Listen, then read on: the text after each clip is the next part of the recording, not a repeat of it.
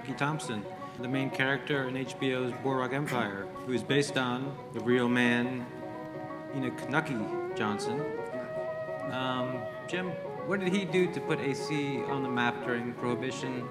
And looking back, what were some of the things that he did that made Atlantic City the place it is today?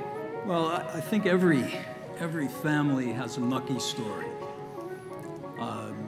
Most of them are probably half true, 3/4 true, some of them all true. Probably every one of them has at least a grain of truth.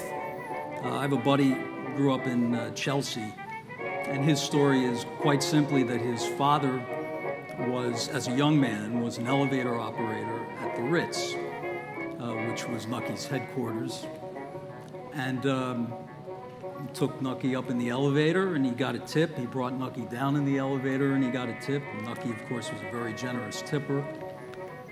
And he had reason to be. He had plenty of funds to tip with. And this is how his father paid his way through dental school, on Nucky's tips. There are stories like that, I think, throughout Atlantic City, 2, 3, 4 generations later. Nucky Johnson, I think to a great extent, institutionalized the system of illegality that fueled this resort. Now, Izzy was talking about how things were already up and running under the Commodore, and Johnson inherited that. But I think he really codified it almost in terms of kickbacks and bribes, and throughout the arena of vice.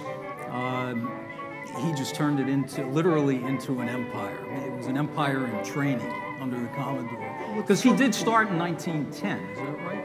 He was 1911, I think, when he started. But what strikes me, and tell me what you think about this, is that why would anybody get on a train and go to Atlantic City if what they were interested in was vice? I mean, look at New York City, Philadelphia. Every town, prostitution is a low capital intensive industry. You don't require a whole lot of capital to get into the business. The supply chain is simple. The barriers to entry are almost, I mean, it's an easy business to get into. Every city had it. Booze, it was all over. But Izzy, when it's a So resort, that's it's different. That's why they went to Havana and Miami. A resort gives you romance and fantasy and promises. so that plus Yes, the vacation. yes, because it was called liquid. It was called Away liquid. from the wives. It was called liquid tourism. You know, you wanted to called it go liquid tourism, where it was easy. Irving Berlin wrote a song about going to Havana, for liquid. I'll see you in CUBA, because everybody went to Cuba. I mean, it was available, but it wasn't as available as. Not so easily Remember available. reading about the Cunard line where they had cruises? Cruises, liquid tourism. They were liquid cruises. Yeah. They Well, sold you on the sizzle. You talk about Nucky, and of course, you knew he got a little bit of everything. And I guess one thing that he got, he was sure he got his money, was he supposedly got a proportion for every towel that was used by the prostitute, because we had houses of ill repute. Really? I mean, just open. It's shocking. Open. It was shocking that we had houses of ill repute, and they will tell you North Michigan Avenue, wherever they were all over the place. Chalfont Alley was, well, the story of Chalfont Alley, I can't recall who the mayor was, but he went down, he drove down Chalfont Alley. He didn't know anything about it. He heard all these people tell him about prostitutes down there. He drove down, the girls are looking out the windows and calling him and telling him to come over. He ran right back to City Hall, told the police they got to shut him down. They shut him down for 2 days, and 2 days later they were open. And the mayor said, well, what do you mean? You're not going to? He says, Mayor, stay in your little room. This is Atlantic City. And that you have it today, but today you have it everywhere as well. Doesn't matter where you go, it's there. It's here, it's all over, and it's a battle for what they're going to do. Should we legalize it? No, they tried doing it out in Nevada, and it doesn't work as well for them. The people don't go there for it as much, so it's just out in the street, and that's the unfortunate thing that takes place. But we were a haven for it.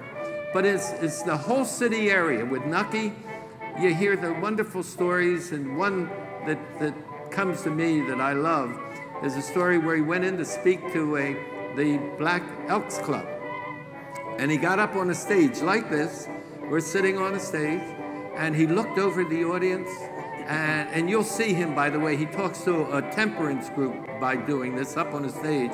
He walked off the stage, walked down in front of them. He said, "You don't have to look up to me. I'm no better than you are." And he said, "Mr. Johnson, what do you need? You need a ton of coal? You're going to get a ton of coal tomorrow. Jack, what do you need? You need a new overcoat? You're going to get an overcoat tomorrow." He would call out these people by name. And he knew. But when it came time to vote, they were all there, ready to vote for whoever Nucky said. That's who they voted for. Republican Party. That's Nucky Johnson.